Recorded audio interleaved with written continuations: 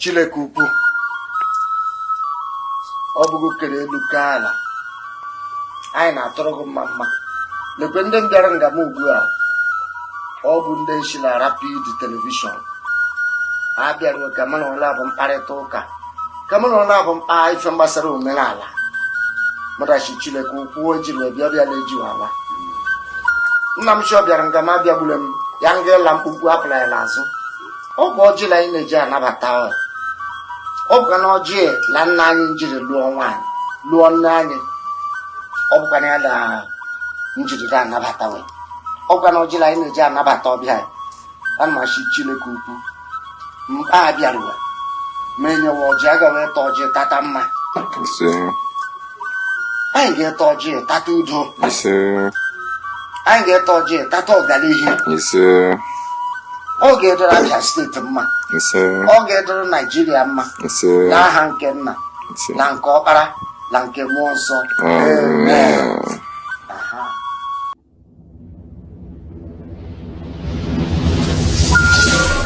As the sun rises, so do we rise from the east. Igbo kwenu. Kwenu.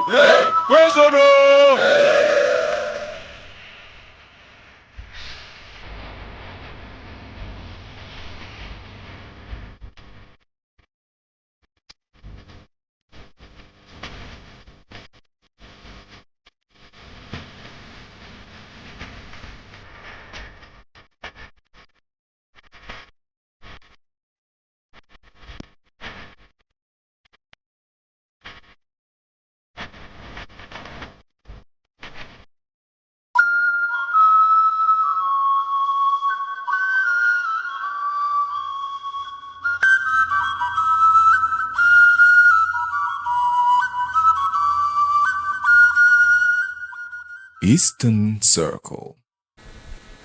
Good morning and welcome to Eastern Circle, your ultimate guide to the vibrant heart of the Southeast. And it's a new month, and this is me saying Happy New Month from me, myself, and my partner. My name is Adeze Egwim. Welcome to the show. Good morning, Michael. Oh, well, good morning to you. Good morning to you, beautiful one. Good morning. And good morning to you, viewers, as well. Welcome to Eastern Circle. My name is Michael, our German, and Happy New Month in order. Even though we're still not happy, it's a sad note right here from the part of the country. We're still mourning the death of Onyeka Onwenu. I mean, it's a very sad situation we found ourselves 2 days ago. And I mean, I still don't know how to take in the message, to take in the news. They say it's natural to sleep, but waking up is the grace of God. And just like we were saying before we came on set, I don't see her as someone who wouldn't be taking care of herself or being conscious of her health. Imagine coming for a show and slumping after singing. That's what in Igbo they will say, "Onwo denante." So you don't even know when to expect that and all that. It's a very sorry situation. Definitely. Like it's something that you cannot predict. All right, and I mean, with all the vibrance, I mean, could be there might be an underlying element that we don't know of or something, but at the end of the day, it boils down to the fact that you must every day make every day count. Actually, whatever every day you find yourself, make it count. Do something.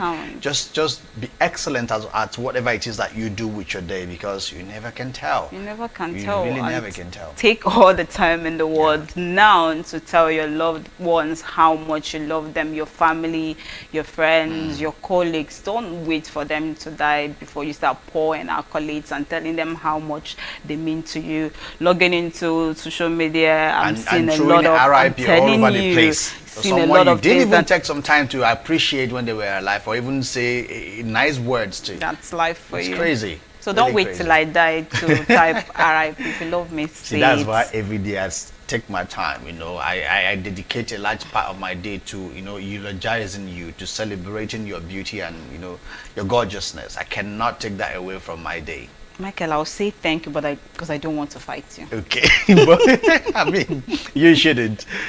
By the way, she was one of us. She was once in the media as well. So the Nigerian media, the entertainment industry, we are all mourning at this time, and of course RIP, and we God grant the family the fortitude to bear this very irreparable loss. Amen. And RIP to your role model. My hair, right?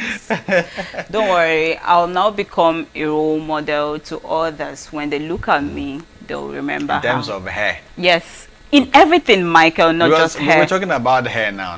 Hair, yes, I know I don't sing, but don't worry, I might just start singing. Away. I'm just thinking, will I be able to listen to you sing? Definitely.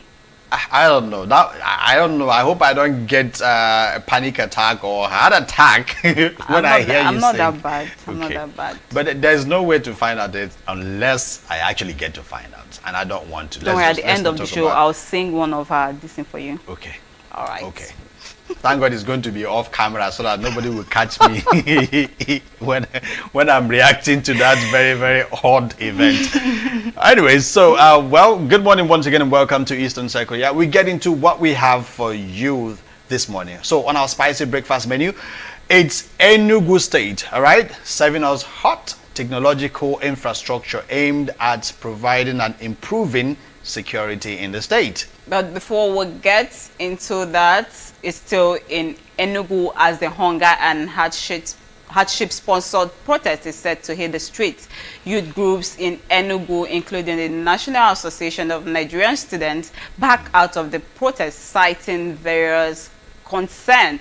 Now here I am wondering, who are we expecting on the streets this morning? Questions begging for answers. Yeah, I'm wondering myself. Well, like you said, questions begging for answers, right? But we will do our best, definitely, to get some answers this morning, right after the break. Plus, a hike in petrol pump price, as well as panic buying amid fear of total shutdown due to the protests. All of that coming right on the show this morning after the break. Good morning. Quite an interesting time to be a Nigerian, isn't it? Telling you. We'll be back shortly.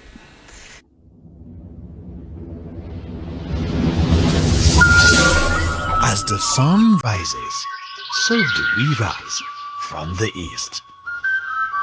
Ta ta ta Igbo kwenu kwenu kwezoro.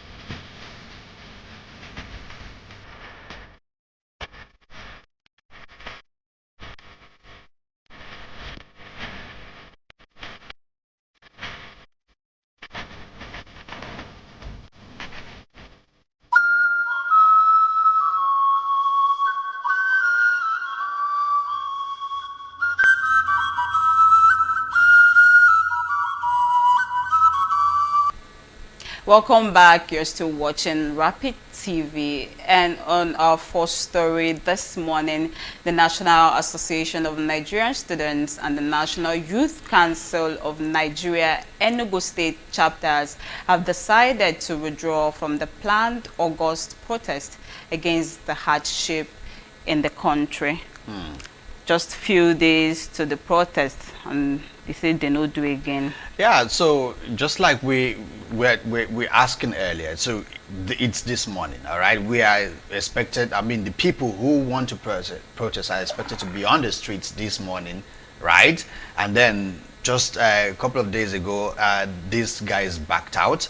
And this is not just where we're experiencing this. I mean, all around, a lot of groups, right? In Lagos State, some groups are huge. And see, the interesting part is that these are youth groups, right? So because we say, okay, the youth are the most hit when we talk about this whole situation going on in the country, and then they are backing out of the protest. Okay, fine. Let's talk about their concerns. They're citing concerns of hijacking the protest, insecurity, and even made mention of the issue from the NSAS period.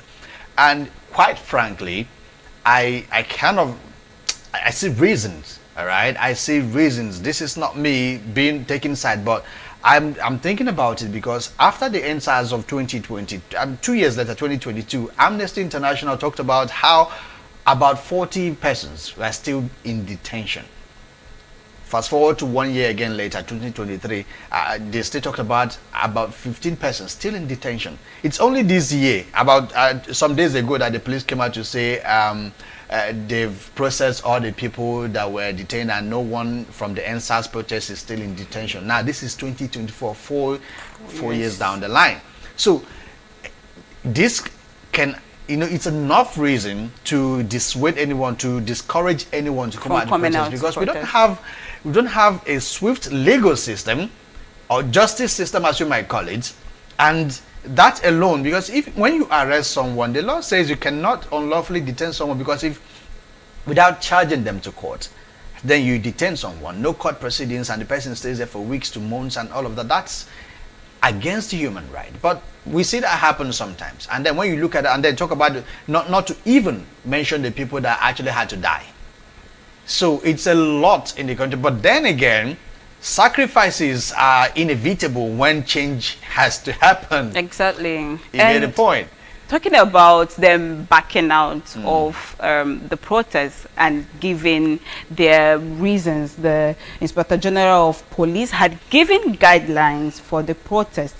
And he said protesters are required to provide details of their proposed routes, where they will assemble, duration of the protest, names and contacts of the protest leaders and organizers. And with this, I know it's a constitutional right to protest, but to protest peacefully. Yeah, we don't have to go about making trouble, destroying things. And if we must protest, we have to follow these set rules and guidelines for the protest. Not like we're encouraging anyone to go out to protest, but if you must do something, you must do it right and in the right way.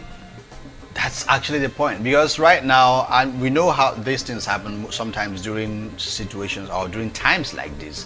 We see petrol scarcity, we see panic buying. I had first-hand experience this morning coming to work. I'm telling you, it was tug of war getting to the office. Firstly, the price from where I moved to get another tricycle to get me to the office, the price has changed. Did it double or at least just increase by some it's percentage? Increased by some percentage, let's say 15%. I'm telling you. And you're like, just in how many days? They tell you, are you not hearing what's about to happen? Protest. And the panic buying, the queues at the fuel station.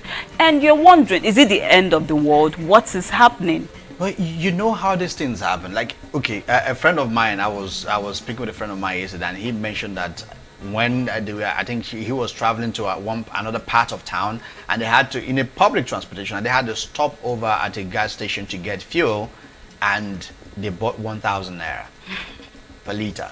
And then you go to the supermarkets, people are rushing in, panic buying, stocking, because the protest, they said they are going to shut down, the systems are going to shut down. So it scares people.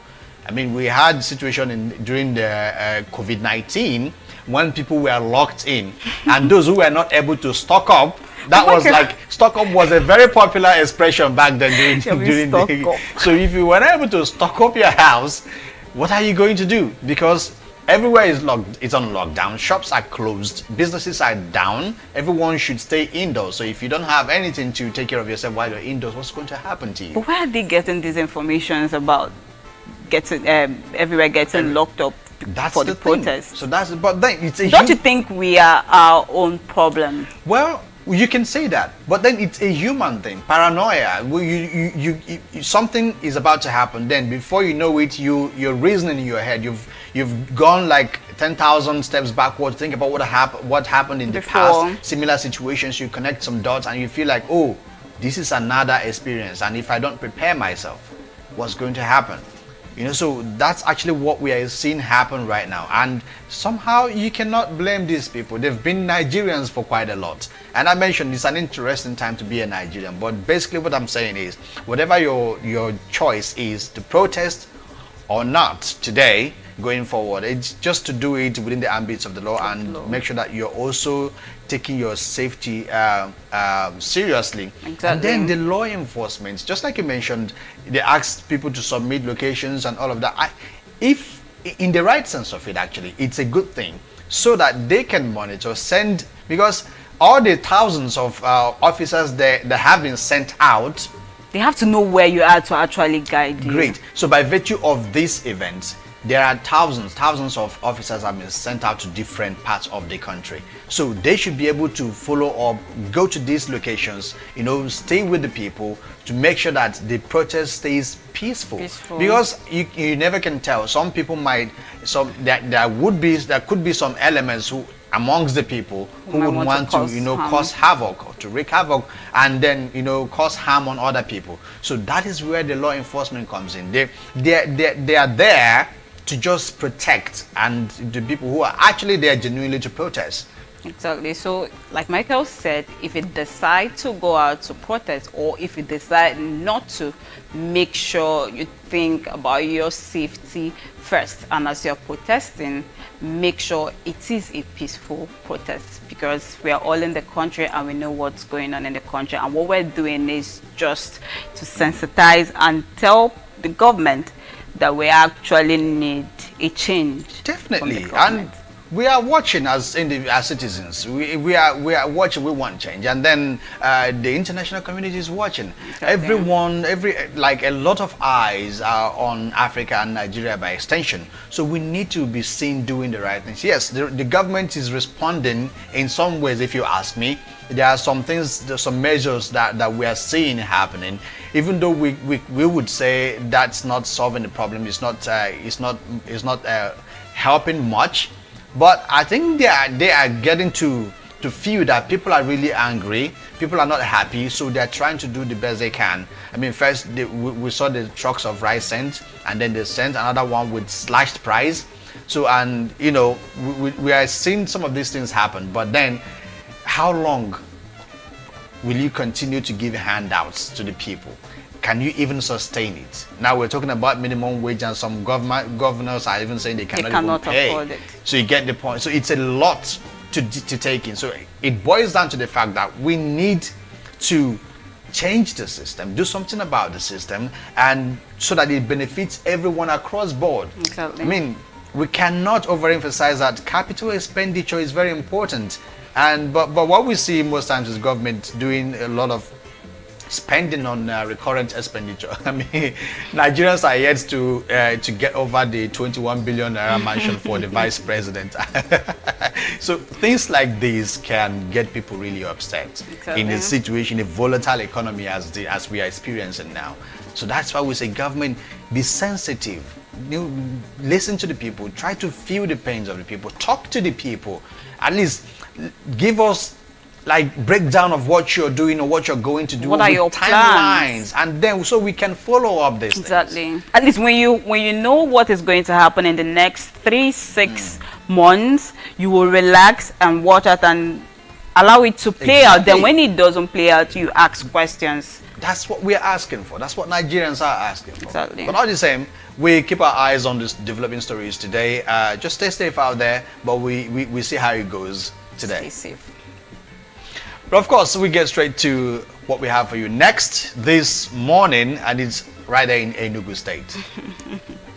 The Enugu State Governor has launched a street surveillance camera system to enhance public safety and security. This initiative aims to reduce crime rates by installing advanced cameras along major streets and highways. The cameras are equipped with facial recognition technology and will aid in tracking criminal activities. The governor emphasized that the project is part of efforts to create a safer, more secure environment for residents and visitors. The surveillance system will also help in monitoring traffic and ensuring efficient traffic management. Nice one. Yeah, I think it's a commendable one. Very interesting. But let's take a look at this video. I'll be back shortly. Before I have things to say, definitely, but let's look at what's going on right there with the installation of these surveillance cameras.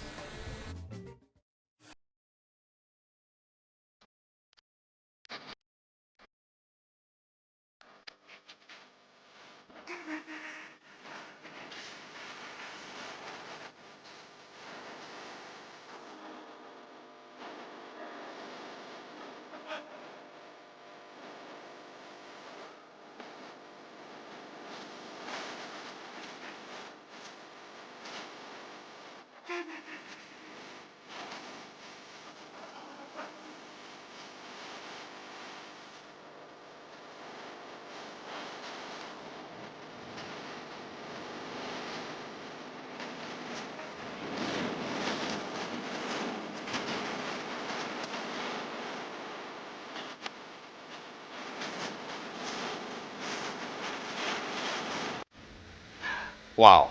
Okay. Welcome back.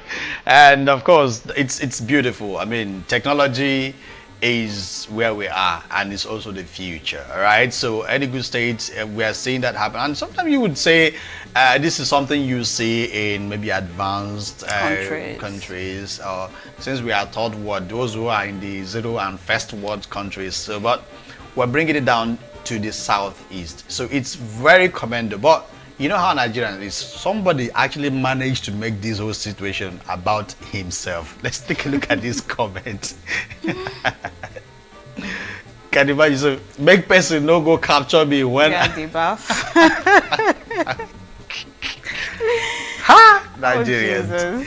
Actually, it's interesting, but well, the point is, I think I like what is going on because first of all, when you talk about Governor Peter, but that's one thing I realize about he's quite some have described him as a very tech savvy governor, and I quite agree. I mean, there is just quite a lot of ICT hubs in the state, you know, a data collection center, and to the point of even in the medicine, in their medical facilities there. They have what they call e-medicine, so people can get to call from their homes and get diagnoses, and for minor issues that they don't have to travel to the hospitals and stuff like that. So all of this makes it easy for the citizens, all right, to access facilities. And then again, talks about what I talked about, capital expenditure, investing in infrastructure that will actually see the development of the state. I mean, it was just last month, in June actually, that he was awarded MSME Governor of the Year 2024. So because he had also created some good environment, or what we can call good environment for businesses to thrive. Yeah, for businesses to thrive. Understanding that those businesses, those small scale businesses, actually, they are the life wire of the economy. You cannot take that away. You have to empower the people who are doing business. That way the economy will expand. So you invest in the people will help to grow the state. It's one thing to make these investments, and it's another thing to maintain.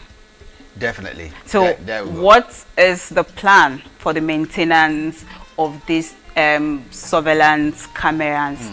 The little I know, I stand to be corrected, for this thing to work perfectly well, they need constant power supply.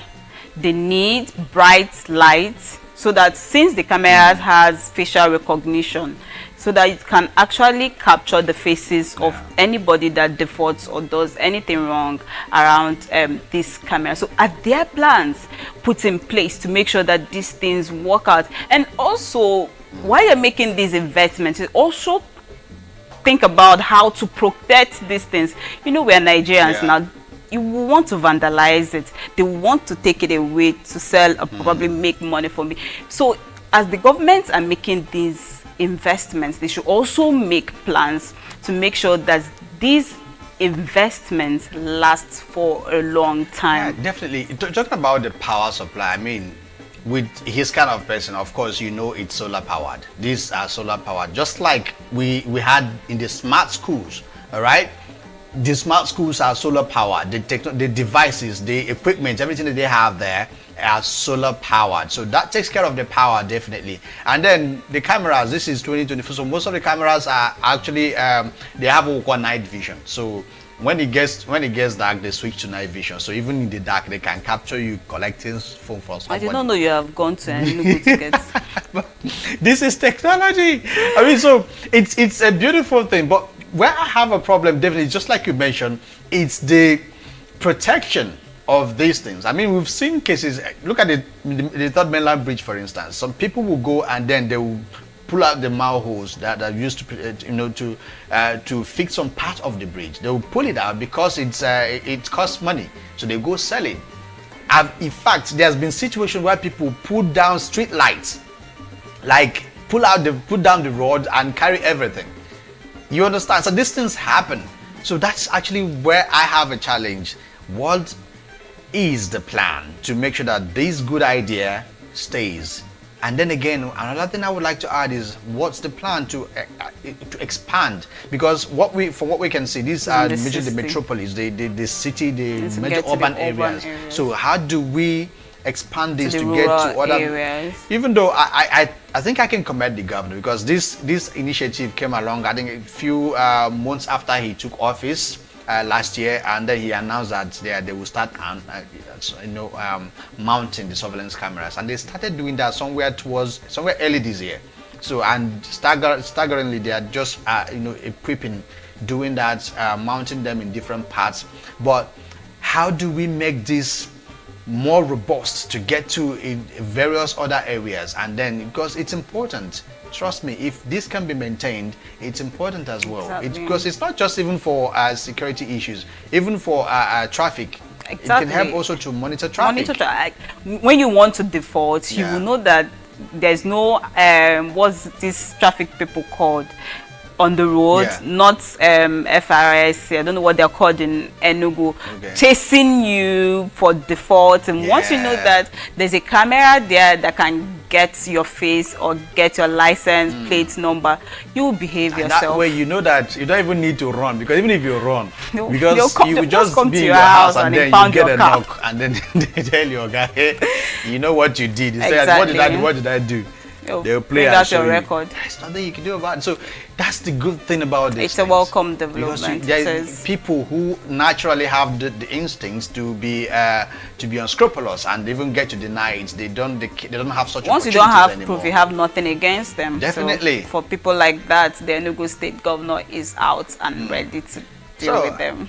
It's a good gesture. I think it's great. Enugu actually is coming up as far under the present administration. Yeah, the previous administration also did well, especially in the health sector. The primary type 3, type 4 health centers they are building now. The previous government did some as well. Even located some of them in some remote areas where people can not easily come out to the town centers to access these facilities. So if you can't access the town, you can do it in the health somewhere centers in around your you, rural. and which is what I like about continuity in government. You see what your predecessor has done. I mean, you'll be able to build upon that, and then as you're succeeding the person, you're not just throwing away whatever the person has done already. So you're able to build and add to what they have done. So Enugu, for instance, especially this business aspect of it, which for him to be recognized nationally as having created that good environment for businesses to thrive, that's a great stuff. All right, and we are also expecting to see this replicated in other southeastern states, definitely. Abia, Imo, Anambra. We should be able to see some at Ishi Gates. Ishi Gates needs this Very camera. important. Very important. We need to mount a bunch of them at Ishi Gates. I'm telling you. And that's the size of our package this morning on Eastern Circle. We'll take you back to Abuja for the rest of Rapida. And please, stay safe. Stay safe, actually. Whether or not you're protesting, take your security very seriously. Good morning. Have a great day.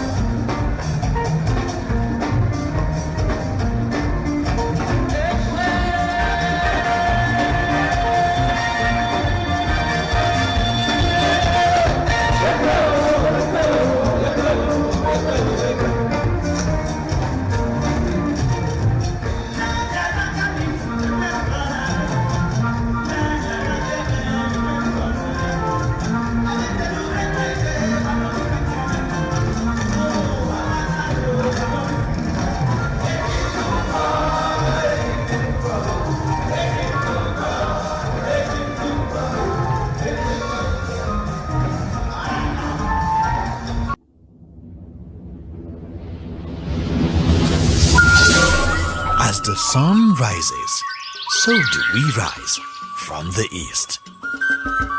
Cha cha cha Igbo kwenu. Kwenu.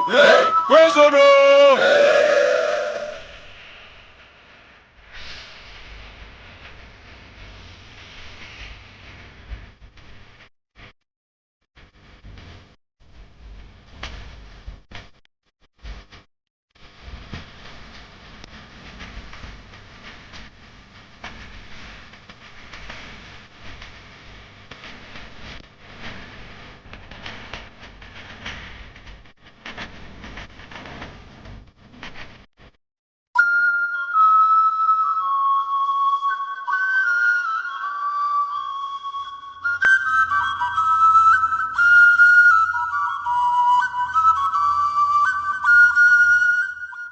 Eastern Circle.